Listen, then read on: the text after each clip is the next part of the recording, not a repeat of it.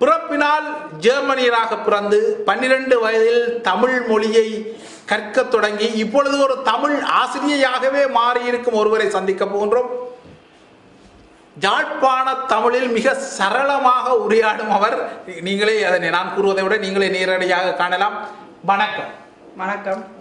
கூறுங்கள், 12 வயதில் எவ்வாறு இந்த தமிழ் மொழியை, அதாவது நீங்கள் ஒரு டச் லைனில் பிறந்த ஒரு ஜெர்மனிய பூர்வீகமாக இருக்கும் பொழுது என்னண்டு எவ்வாறு தமிழ் மொழியை 12 வயதில் கற்க வேண்டிய ஆவல் உங்களுக்கு ஏற்பட்டது?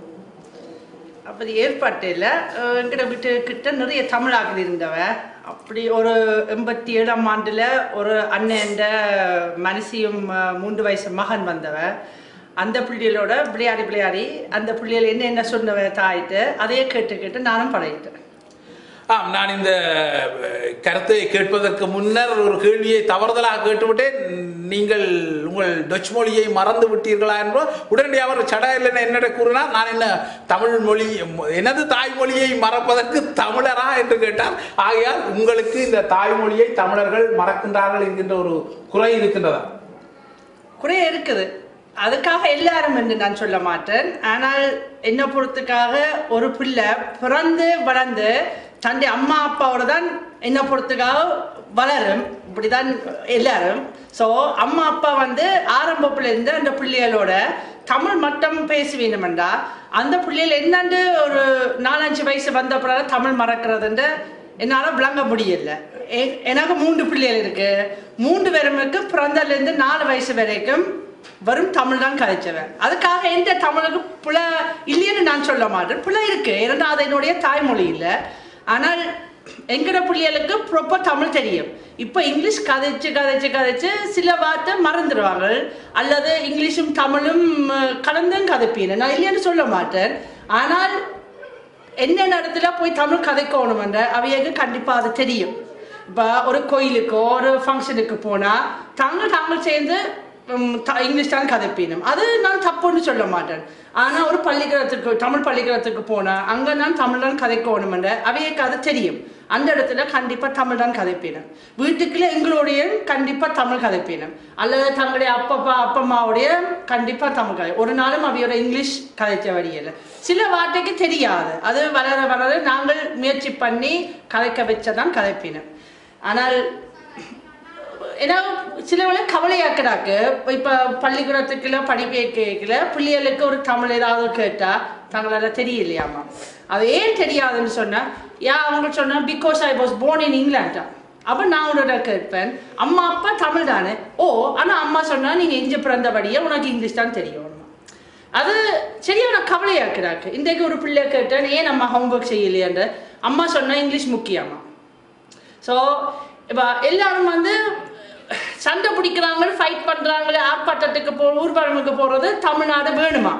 ஆனால் இன்றைக்கு மொழியே கதைக்க முடியலையேண்டா என்னென்ன நாளைக்கு தமிழ்நாடு திரும்பி கிடைக்குமோ என்னால் உண்மையாக ஒரு பெரிய கேள்விக்குறியாக கிடக்கு.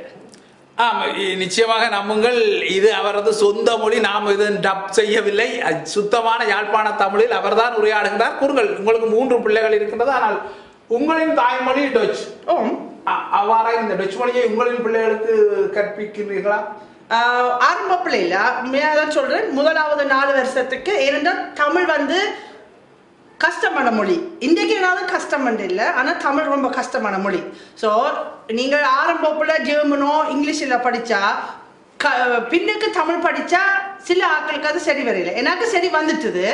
ஆனாலும் சில வார்த்தைக்கு எனக்கும் இன்னும் புல வரும். நான் இல்லைன்னு சொல்ல மாட்டேன், நான் ஏற்பேன்.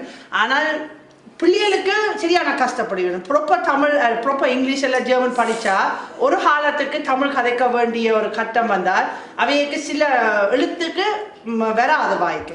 அதுக்காக நான் முயற்சி பண்ணி பார்த்தேன். நான் அவைய ஃபர்ஸ்ட்டாக தமிழ் கதைக்கணும், அதுக்கு பிறகு இங்கிலீஷ். ஸோ இப்போ இன்னும் ஒரு 5-6 வயசு வந்த பிறகு இவையோட ஜெர்மன் மொழியும் கதைக்க வலிக்கிட்டு. நான் இன்றைக்கு ஃப்ளூவன்ட்லியே கதைக்க மாட்டாங்க. நாங்கள் அங்கே போனால் ஒரு 2 நாளைக்கு பிறகு ஒரு அளவுக்கு தங்களுடைய தேவையானதுக்கு ஃப்ரெண்ட்ஸோட கதைக்க முடியும். இஞ்சி என்னோட ஜெர்மன் பெருசாக கதைக்காயணும். ஆனால் டிவி பார்த்தா ஒரு 70% விளங்கும். புலவரும் நான் இல்லைன்னு சொல்லல. ஆனால் எனக்கு ஒரு நம்பிக்கை இருக்கு, நாளைக்கு தேவைப்படுமோ அவையக்கே ஜெர்மன் பழக முடியும். ஆனால் தமிழ் விட்டா நாளைக்கு தமிழ் பழக முடியாதுன்னு இல்லை, சரியான கஷ்டப்படுவேன்.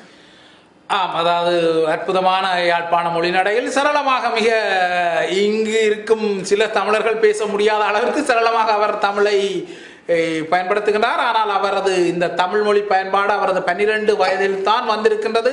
அதற்கு முன்னர் அவர் பூரணமான சுத்தமான டொச், அதாவது ஜெர்மனிய மொழி. குருங்கள், இந்த தமிழ் மொழியை நீங்கள் இப்பொழுது ஒரு ஆசிரியராக இருக்கின்றீர்கள், தமிழ் மொழியை கற்பிக்கும் அளவிற்கு நகர்ந்திருக்கின்றீர்கள். இந்த தமிழ் மொழி கற்பித்ததில் இந்த உள்ள சிக்கல் என்ன?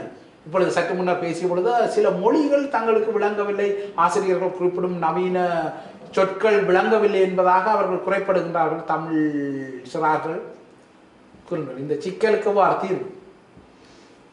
இந்த சிக்கல் ஏன் வரும் என்றால் என்ன பொறுத்துக்காக வீட்டில் ஒழுங்காக கதைக்க மாட்டேன்.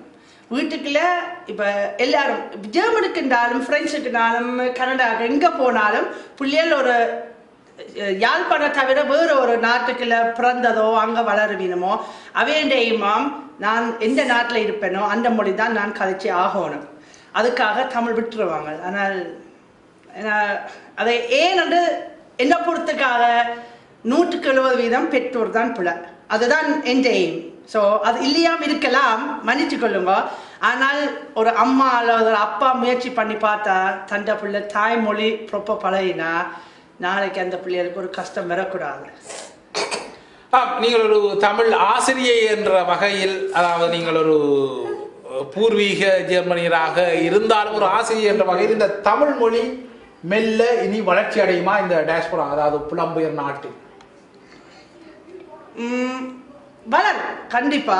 ஆனால் எல்லாரும் வந்து கூட கூட பழகணும். எல்லாரும் வந்து ஓகே எனக்கு தாய்மொழி முக்கியம் என்று அதை முதல் ஏற்றுக்கொள்ளணும். அதை ஏற்றுக்கொண்ட பிறகுதான் அந்த தாய்மொழி வளரலாம். இல்லையோ ரொம்ப இப்போவே நியாயமாக நாட்கள் சொல்லுவீனும், ஐயோ பிள்ளைய வந்து லீவுக்கு கொண்டு போனேன் சிலோனுக்கு, ஆனால் அப்பா அம்மாவோட இங்கிலீஷில் கழிச்சு அப்பா அம்மாவுக்கு ஒன்றுமே விளங்க இல்லை. இது பிள்ளைக்கு பாவம் என்று சொல்ல மாட்டேன், இது வந்து கேவலம்னு தான் சொல்லலாம். ரொம்ப உண்மையான கேவலம் மக்களுக்கு இப்படி ஒரு தேவைப்படாது. இப்போ என்னன்னு சொல்றது, இப்போ ஒரு இந்தியன் பிள்ளையோ அல்லது ஒரு ஈஸ்ட் யூரோப்பியன் பிள்ளையோ அவையே வந்து மெயினாக தங்களோட தாய்மொழி தான் பழகுவாங்க. அதுக்கு பிறகுதான் இங்கிலீஷ். சரியா? அவையே வந்து இங்கிலீஷில் புல வருமென்று கவலைப்பட மாட்டேன். ஆனால் தமிழாக்கள் வந்து இங்கிலீஷில் புல வருமென்று பெரிய ஒரு கவலை வரும். தமிழ் டியூஷன் தேவைப்படாது, இங்கிலீஷ் தான் முக்கியம் என்று தான் அவையின் எய்ம். நீங்கள் கூறும் இந்த சிக்கல் இப்பொழுது பிரான்சில் கூட அவர்கள் அவ்வாறு தான் கூறுவார்கள். தாய்மொழியை முதலில் கற்றுக்கொள்ளுங்கள். இப்பொழுது எனது பிள்ளைகளுக்கு கூட அந்த ஆசிரியை பிரெஞ்சு ஆசிரியர் கூறுவார், பிரெஞ்சு மொழியை பற்றி கவலைப்பட வேண்டாம், நிச்சயமாக அவர்கள் அதை கற்றுக்கொள்வார்கள், முதலில் தாய்மொழியைத்தான் கற்றுக் கொடுங்கள் என்பதாக கூறுவார். ஆனால் இங்கு அந்த நிலைமை கொஞ்சம் வித்தியாசமாக இருக்கிறது. ஆசிரியர்கள் கூட வீட்டில் ஆங்கிலத்தை தான் பயன்படுத்துங்கள் என அறிவுறுத்துவதாக தெரிகின்றது. இந்த கருத்து உண்மையா பிரித்தானியாவில்? நான் வந்து ஒரு இங்கிலீஷ் பள்ளிக்கூடத்தில் வேலை செய்வேன், ஆனால் வாலண்டியர் மட்டும். ஸோ நான் வந்து ரிசப்ஷன் கிளாஸ்லேருந்து 3ஆம் வகுப்பு வரைக்கும் மட்டும் உதவிக்குன்னு நின்றேன். நான் அங்கே அப்படி ஒன்றும் இல்லை, இது வரைக்கும் நான் அப்படி கேள்விப்பட இல்லை. எந்த நேரம் அங்கே பெற்றோர் வரணும், மீட்டிங்கு கதைக்கணுமெண்டா எப்படினாலும் டீச்சர் மேலே சொல்லும், தயவு செய்து உங்களோட பிள்ளை வந்து தாய்மொழி ப்ராப்பர் கதைக்க முடிஞ்சா எந்த விதமான மொழி பழகலாம். சரியோ? இருந்துட்டு 1-2 டீச்சர் சொல்லுவாங்க, இல்லை வீட்டில் கூட இங்கிலீஷ் கதைங்கோ. ஆனால் ஒரு தாய் அல்லது தேப்பன் ஒழுங்கா இங்கிலீஷ் தெரிஞ்சத்தான் அந்த பிள்ளைக்கு இங்கிலீஷ் படிக்க முடியும். ஒரு தாயை ஒரு தேப்பனுக்கு ஒழுங்கா சொல்ல தெரியாதண்டா அந்த பிள்ளை வந்து ஒழுங்கா இங்கிலீஷும் பழக முடியல. ஸோ எது உங்களுக்கு கூட தெரியுமோ அது முதல் அந்த பிள்ளைக்கு படிப்பிக்கணும். நான் ஸ்பீச் அண்ட் லாங்குவேஜ் தெரப்பி என்று அது தமிழில் சொல்ல முடியல, ஸ்பீச் அண்ட் லாங்குவேஜ் தெரப்பியில் கோர்சஸ் கொடுப்பேன். ஸோ அது வந்து ஒவ்வொருத்தரும் 5 கிழமைக்கு பெற்றோருக்கு ஒரு அரைவாசி ஒரு ஊக்கம், அரைவாசி ஒரு கொஞ்சம் ஐடியா சொல்லி கொடுப்பேன். என்னென்று 2 வயசுலேருந்து 5 வயசு பிள்ளையோடு சேர்ந்து அந்த பிள்ளைகள் சில வேலை கதைக்க பிந்துமோ அல்லது கதைக்க ஒரு கஷ்டப்பட்டு இருக்குதுன்ற அவையக்கு என்னென்று அந்த பிள்ளைகளோட வடிவா ப்ராப்பர்லியாக அந்த கதைக்க முடிச்ச பழகலாம்ன்ட்டு நான் அதை டீச் பண்ணுவேன். நாங்கள் அங்கே கூட சொல்லுவேன், தயவு செய்து உங்களோட பிள்ளைகளோட தாய்மொழி கதைச்சு பழகணும். சரியோ? எல்லா பிள்ளைகளுக்கு சின்னலேருந்து 1-2 சொல்ல கஷ்டப்படுவேணும். 1-2-3 சொன்னால் அது ஈஸியாக வரும். எங்களோட பிள்ளைய கூட அது முடியும். என்ன சொன்னா அவர் என்ன சொல்லுவா 1 2 3. ஆனா நான் முயற்சி பண்ணி பார்க்குறேன், அம்மா நீ 1 2 முதல் சொல்லு, அதுக்கப்புறம் 1 2 3 சொல்லு. அது முடியாது, என்ன முடியாது, முடியும், எல்லாருக்கும் முடியும். அதாவது உங்களின் பெற்றோர் நீங்கள் இப்பொழுது இவ்வாறு தமிழ் சரளமாக பேசுவதை அறிந்திருக்கின்றார்களா? எந்த பெற்றோர் அவையே தமிழ் கலைக்க முடியல, ஆனால் சந்தோஷப்படுவீனும், எனக்கு இன்னும் ஒரு மொழி நான் பழையினவடிய. ஸோ சில வேளை கவலைப்படுவீனும், எங்களோட பிள்ளைகள் தங்களோட ப்ராப்பர் ஜெர்மன் கதைக்க முடியல.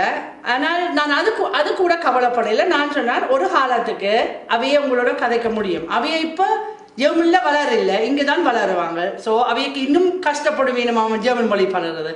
என்னோட மட்டும்தான் பழகலாம், வேறோட கூட பழக இல்லாத. ஆனால் அப்போது சொன்ன மாதிரி ஒரு நம்பிக்கை இருக்கு, ஒரு காலத்துக்குள்ள அவைய கதைப்பீன தேவைப்பட்ட கதைப்பீன. இறுதியாக அற்புதமான மொழியாடலை செய்கின்றீர்கள். இறுதியாக இந்த தமிழ் மொழியை நீங்கள் பேசுகின்றீர்கள், இப்பொழுது ஒரு ஆசிரியராக இருக்கின்றீர்கள். உண்மையை மனந்திறந்து சொல்லுங்கள், இந்த தமிழ் மொழி உங்களின் பார்வையில் எவ்வாறு இருக்கின்றது? மனந்திறந்து உண்மையை சொல்லுங்கள். ஏன்னா நீங்கள் உண்மை பேச வேண்டும், ஏன்னா நீங்கள் ஒரு பூர்வீக தமிழ்ச்சி அல்ல. ஆயினும் இந்த தமிழ் மொழி பயன்பாடு பெருமைக்குரியதாக இருக்குமா எதிர்காலத்தில்? இருக்கு. என்ன பொறுத்தக்காக தமிழ் ஒரு உண்மையா ஒரு அழகான மொழி. தமிழ்ல நிறைய வசனம் கூட இருக்கு, ஜெர்மனோ இங்கிலீஷை தவிர. ஏதாவது சொல்ல விரும்புறீங்களோ அது தமிழ் மொழி 100% தெரிஞ்சத்தான் எல்லாம் விளங்கும். எனக்கு எல்லாம் விளங்கும் இல்லை, ஆனால் ஒரு கவிதையோ ஒரு பாட்டவோ நீங்க என்னென்ன சொல்ல விரும்புறீங்களோ அது தமிழ் மொழியில, பெரும்பாலும் வேறு மொழியிலையும் செய்யலாம், நான் தெரியல, ஆனா கூட சொல்லலாம். ஏன்னா அழகான வசனங்கள் இருக்கு, அழகான சொற்கள் இருக்கு. அது இங்கிலீஷ்லயோ ஜெர்மன்லயோ இல்லை. அதுதான் எந்த எய்ம்.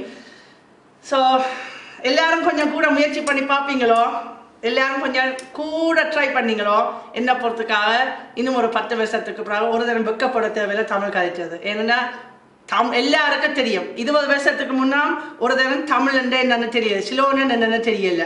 எல்லாரும் நினைச்சவ ஸ்ரீலங்கா அது இந்தியாவில் ஒரு பங்கு.